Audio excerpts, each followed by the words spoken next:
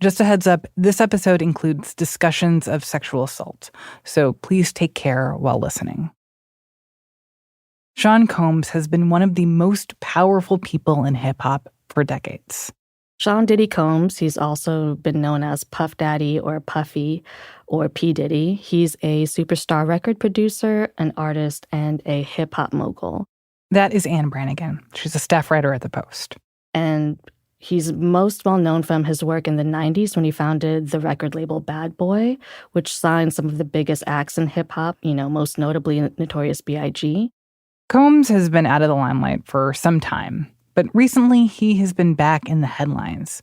First, for several lawsuits that were filed against him over the last few months alleging sexual assault. And then, just a few weeks ago, there was another development. 2 raids, 2 homes, 1 iconic music producer. Tonight, Sean P. Diddy Combs is back in the headlines as his mansions in Los Angeles and Miami are raided by Homeland Security. Heavily armored federal agents making their way into the home on Mapleton Drive associated with rap mogul Sean Diddy Combs and his production company Bad Boy Films. Dozens of agents searched the property for hours. A couple weeks ago, his homes were raided by the Department of Homeland Security, and this happened after a slew of lawsuits against him have been filed. And these lawsuits include accusations that involve physical abuse, sexual assault, and sex trafficking. Any mention of sort of sexual assault and sex trafficking and physical abuse comes from, a set of lawsuits that have all been filed within the last 5 months. And these are allegations that are explicitly written out in those lawsuits. Diddy is a really monumental figure in hip-hop, and so these allegations, even before the federal investigation, they really did a lot to recast his legacy, and this will especially be true if charges do come forward. Combs has denied all accusations made against him, but since he's such a prominent person in the music industry, and says these allegations could lead to a larger reckoning about misogyny, violence, and the exploitation of women. We're almost 7 years after the Me Too movement, and the music industry is still undergoing this reckoning it's bigger than Diddy. So the sort of consequences that we saw happen in Hollywood, we haven't really seen in the music industry, but with these accusations against Diddy and other top music execs, the entire industry is on notice.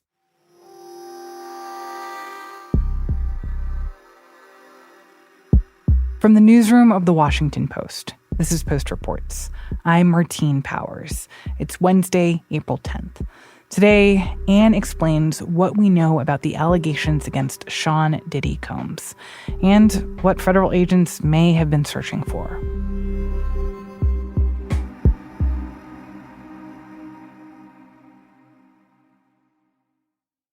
So paint me a little bit of a picture of Sean Combs and his career and why he was one of the biggest stars of the late 90s, early 2000s.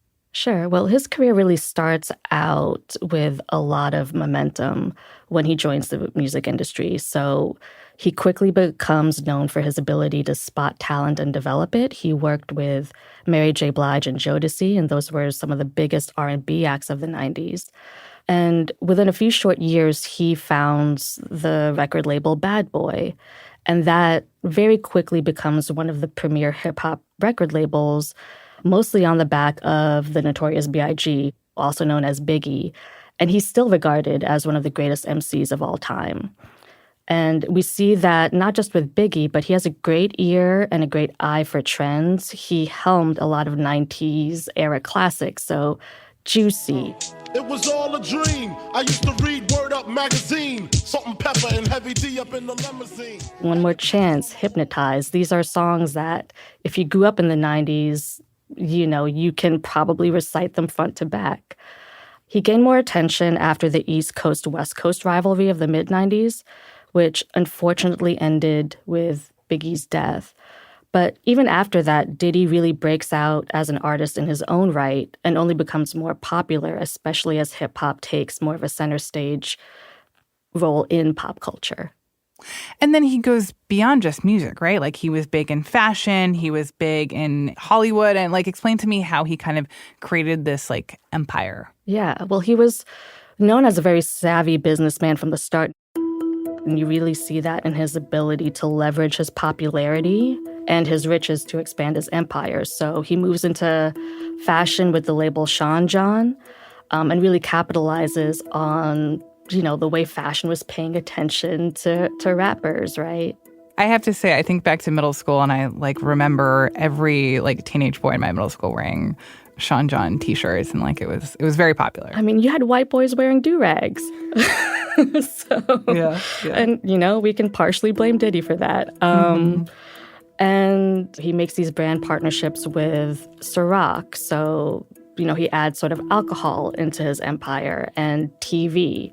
He's on reality shows. He's a judge on a singing competition. So all of this combined together, by 2022, Forbes estimates that his worth is about $1 billion.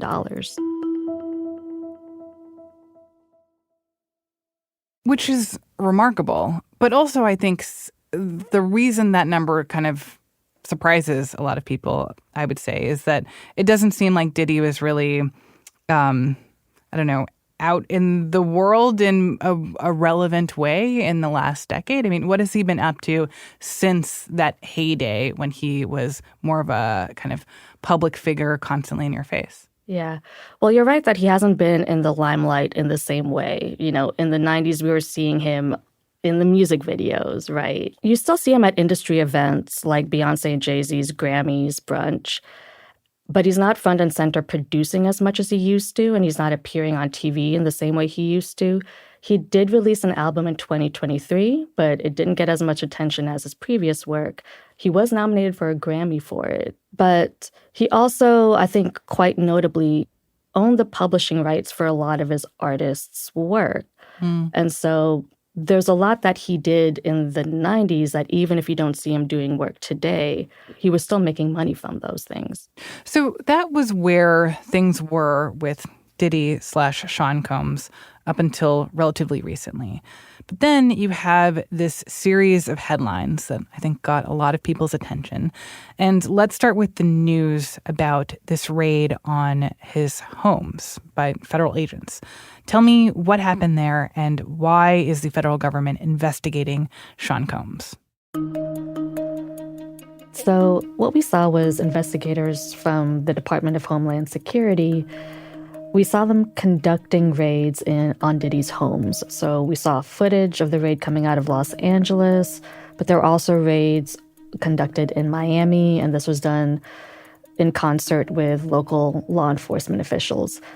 It's important to note that DHS didn't formally announce what the investigation was about since it's ongoing, but DHS is responsible for investigating allegations of human trafficking. And that seems to be the most relevant connection here because there are lawsuits that have come out against Combs in recent months that allege that sex trafficking occurred. Can you explain a little bit more about that, what those lawsuits are and how they allege that Sean Combs was involved in sex trafficking? So there have been 6 lawsuits as of today that have been filed against Diddy alleging a range of abuses, including physical and sexual assault and sex trafficking in the last 5 months. And in at least 3 of them, there are accusations of sex trafficking. The earliest comes in 2003, and it was filed by an anonymous woman. She was 17 at the time. So in her court document, she's referred to as Jane Doe. And she alleges that Diddy essentially flew her out from Detroit to New York, where he and 2 other men, and there really is no more polite way to say this, but she accuses him of essentially gang raping her. And then she gets put on a flight back to Detroit after that.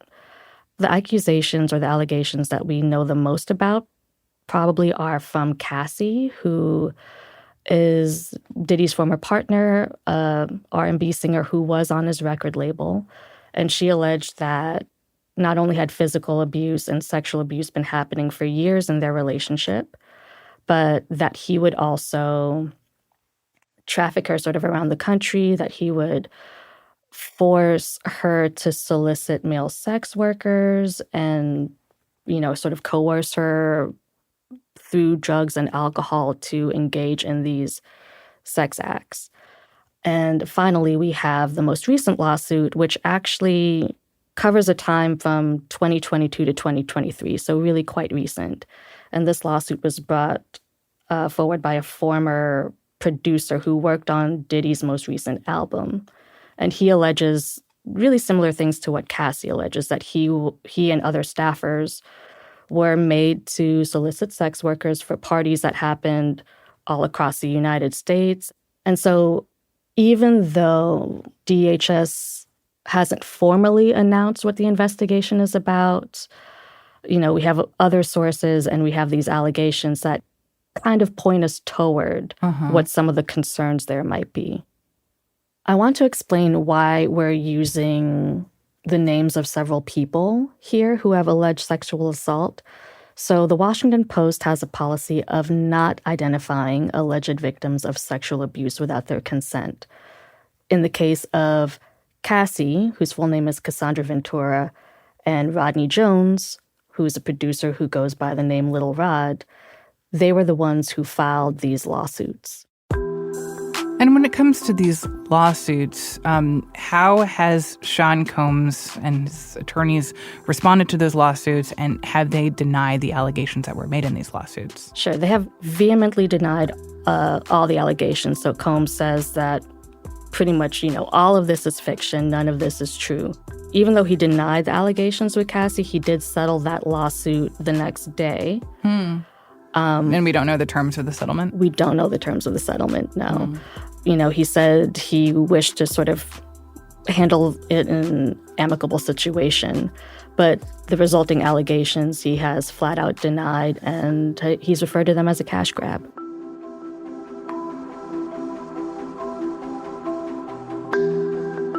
After the break, I ask Anne about what federal agents may have been searching for in these raids of Combs' properties. We'll be right back.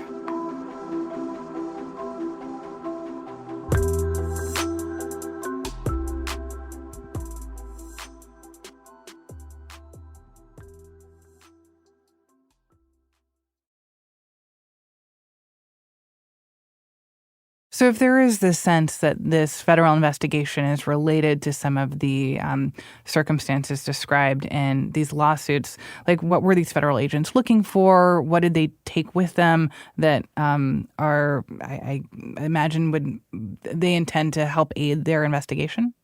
So we know the investigation has to be pretty far along to get to the point of federal agents raiding your home. Now, the affidavit has not been made publicly available, but we know some things that may be relevant because they were mentioned in these lawsuits. So, for example, Little Rod, his former producer, accused Combs of having hidden cameras in all of his homes. And the footage on these cameras were used as leverage over people who participated in some of these alleged sex parties. And so something like video footage, if it exists, would be really, really important to building a case against him. And this theme of video footage also comes up in some of the other lawsuits. So the claims are that not only did he allegedly commit these acts, but that he filmed them as well. Wow. To be clear at this point, Diddy has not been arrested, and he's not been charged. What do we know about the timeline of this investigation, or when we might learn more about what federal agents either have found or what they believe might have happened at some of Combs' houses? Well, there's a lot here that we don't know, and I think it's important to keep that in mind. So we do have sources who have told us that this investigation is related to sex trafficking. But what we don't know is how big of a pool they're looking at. We don't know how big this investigation is and who else it might extend to.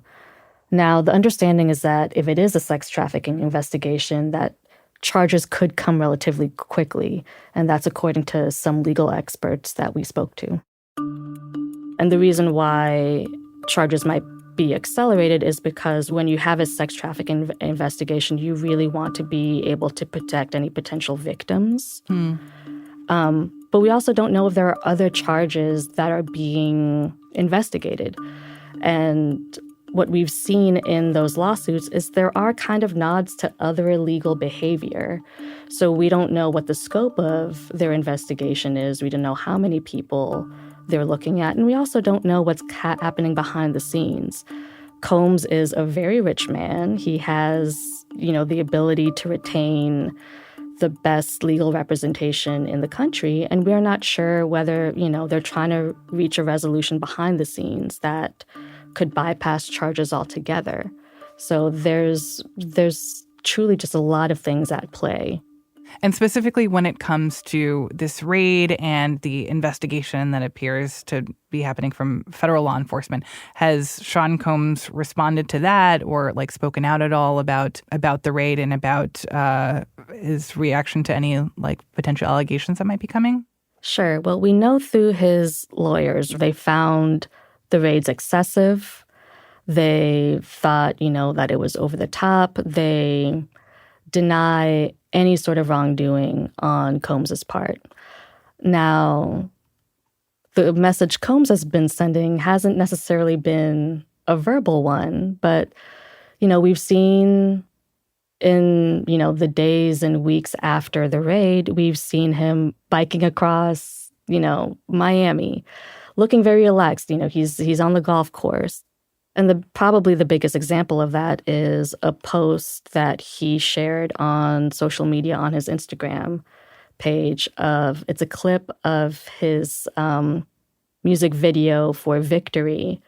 And the clip shows him basically outrunning armed police, just kind of gloating about emerging victorious, right? And so he shares that clip with the caption, "Bad boy for life." And so the pose that he's striking, at least publicly, is one of being unbothered and defiant. So, Anne, you alluded to this a little bit earlier, but these lawsuits and this investigation, it's not just about Diddy. I mean, obviously he has famous friends who spend time around him, and it seems like his orbit, there are stakes in this for those individuals too. Can you describe a little bit about how these cases could have an impact on other people that we are familiar with? Well, it gets a bit complicated, so we're going to wade through this, I think, very carefully. So there are a number of people named in the lawsuits, but not all of them have any connection to any illegal activity, right? So one example of this is Prince Harry is mentioned in Lil Rod's lawsuit. But Prince Harry has nothing to do with any of these allegations. He's named merely as an example of Combs's reach, of his influence. A member of the royal family has been to his house. Mm-hmm. The thing that we have to focus on are the people who are named as having participated in alleged illegal activity, either through aiding and abetting or being present. So there's a few really big accusations. The one that comes to mind first is Irv Pierre, who was the president of Bad Boy Records. He's named as a co-defendant in a couple lawsuits, actually. And his response has been very similar to Combs's response in that he denies all of the allegations and has called these claims a desperate attempt for financial gain. You also have staffers who are named as co-defendants in these lawsuits. These allegations also extend to Diddy's family. 2 of his sons have been named as co-defendants in these lawsuits that allege sex trafficking and physical abuse. And through a family attorney, they have denied these allegations. They've called them manufactured and false. With regard to these other parties, they've either denied their involvement or have not responded or acknowledged the allegations. We haven't had anybody who has acknowledged any wrongdoing. And the thing we have to remember too, at his heyday, Diddy was really well known. One of his personas was as this sort of flamboyant party boy figure. Everybody in Hollywood wanted to go to the white parties in the Hamptons. And so Diddy is somebody who's extremely well connected. And so the question that arises is, in how many of these parties could there have been illegal activity, and who else could have participated in it?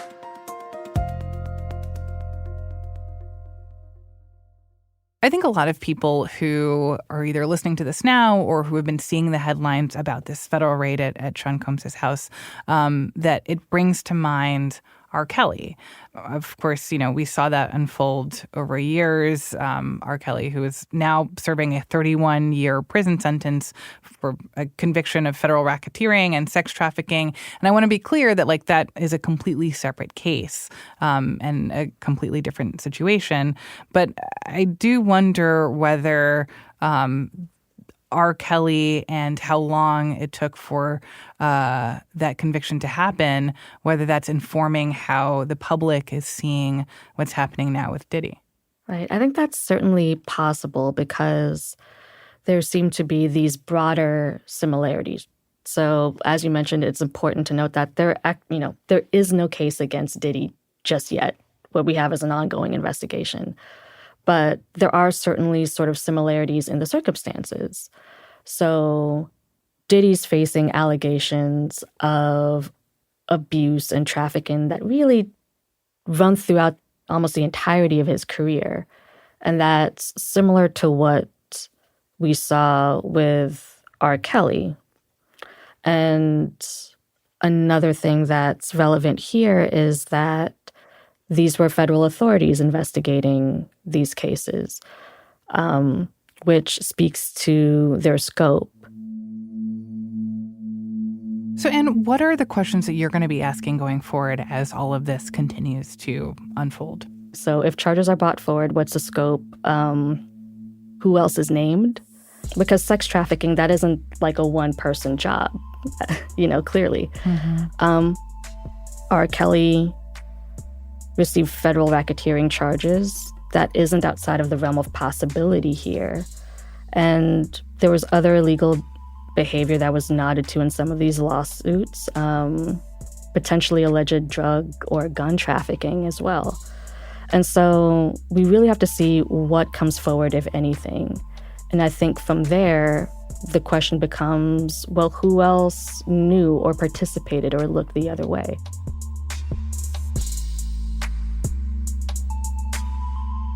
Anne, thank you so much for explaining your reporting on this. Thank you. Anne Brannigan is a style reporter at The Post. Before we go, some news out of Arizona, where the state's Supreme Court has cleared the way for a near-total ban on abortion. The court ruled yesterday that Arizona can enforce a law from 1864 that forbids abortions except to save a mother's life. The law also punishes abortion providers with prison time. It could be weeks before the ban takes effect, and a state official said that she won't enforce it. For now, abortions will continue to be available through 15 weeks of pregnancy. But groups in Arizona fighting for abortion access are trying to get this issue on the ballot in November. They want a ballot question that, if passed, would amend the state's constitution to protect abortion rights. And today, they said that they've gotten enough signatures to put it on the ballot. This ruling has also forced some Arizona Republicans to walk back their previous statements supporting an abortion ban.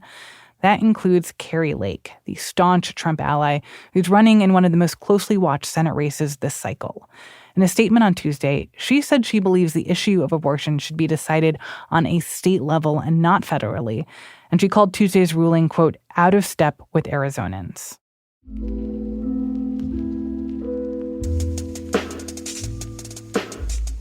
That's it for Post Reports. Thanks for listening.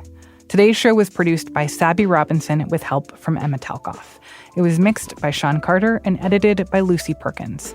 Thank you also to Carla Spartos. If you are looking for the latest updates on the big news of the day, check out our morning news briefing, The 7. We bring you through the 7 stories that you need to know about every weekday morning by 7 a.m. You can listen to it wherever you listen to podcasts. I'm Martine Powers. We'll be back tomorrow with more stories from The Washington Post.